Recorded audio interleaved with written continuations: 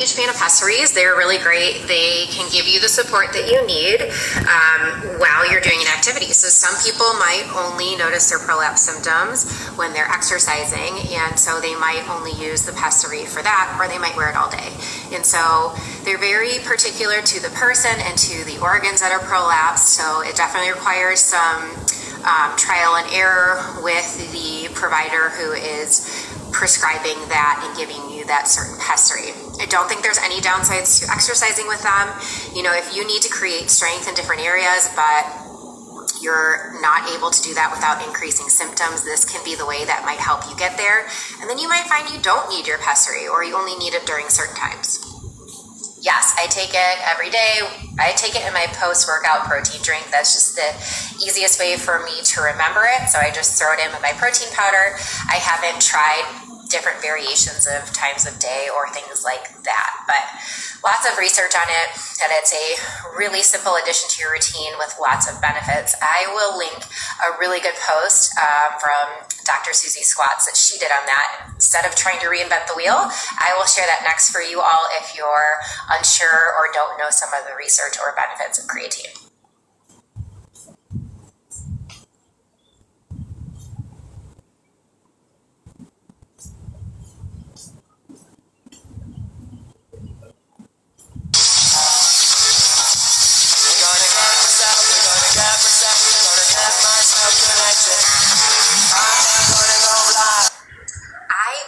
Do one-on-one stuff. I don't have any plans for that right now either. I'm just focusing on the program, being able to get that together and come out hopefully before the end of the year, as well as some ongoing workshops that I think provide an availability to go a little bit further than we can on here on Instagram, but still be able to offer it to a large number of people, which one-on-one training would definitely limit in terms of time availability and that sort of thing. But who knows in the future, maybe, but just no immediate plans for that.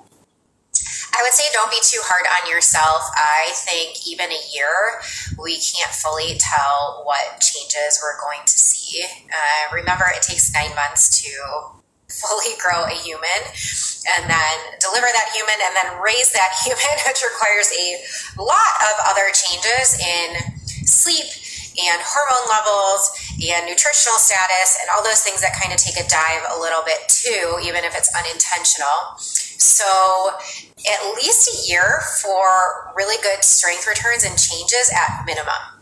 And again, that depends on how your pregnancy was, how was your delivery, where are things at in your life right now. But I would say the most important things are give it some time and consistency. So even if it's 15 minutes a day of focused work on that really can be a game changer.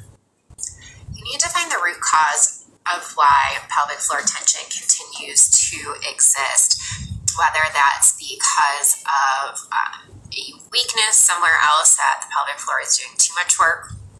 So hips, glutes, core is really common. It could be because of your breathing and you're not diaphragm breathing all day. And when we do that, we're not going to connect to the pelvic floor. We're going to upregulate stress. We're going to upregulate tension. So it's a little bit of a twofold issue. So it requires kind of understanding what your root cause is. Poor bowel and bladder habits that persist despite doing other stuff can continue to perpetuate that as well. So it requires taking a lens and looking at all the different factors to find your root cause and then implement those changes and see.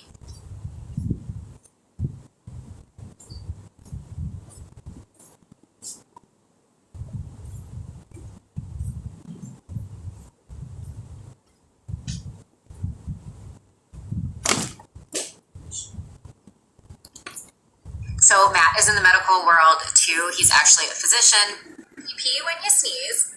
Try doing this thing that's called the NAC, which is activate the pelvic floor from the bottom up, lift first, and then sneeze. And if that sounds like, well, who the heck can do that when I'm sneezing or coughing? You literally can't train yourself. You practice it. Like, even if you don't have to sneeze, you would stand there, you'd like activate, exhale, pull in, and sneeze and cough, and then you'd be surprised at the ability to do that when you feel it coming on. I am not a fan of a lot of these things that are sold to women with the idea that like there's an easy button that you can hit, because like there's not. And when you understand how the pelvic floor works with the rest of the core as a coordinated unit, and how our habits and postural dysfunctions and all these things can get in the way of that, it doesn't matter how strong your pelvic floor is. If you don't know how to coordinate it, then it really falls short of getting to your root cause. So I would save my money for facials and stuff. I would work out and do the things that are going to solve the pelvic floor issue from its root cause, and do something else with that money.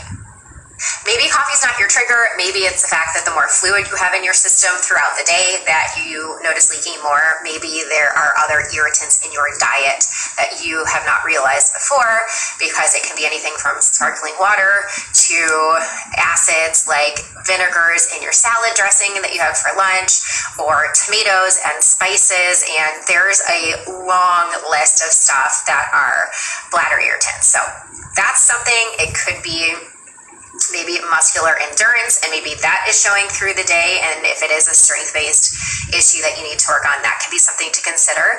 So that could be, it can be if you're generating tightness through posture during the day, and you might start to notice that as well.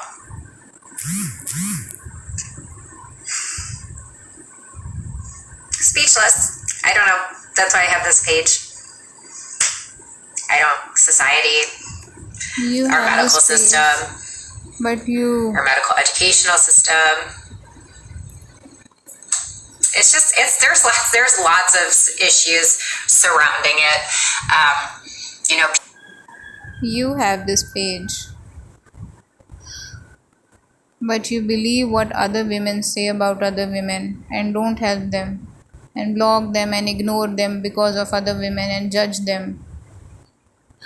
What's the use of your page?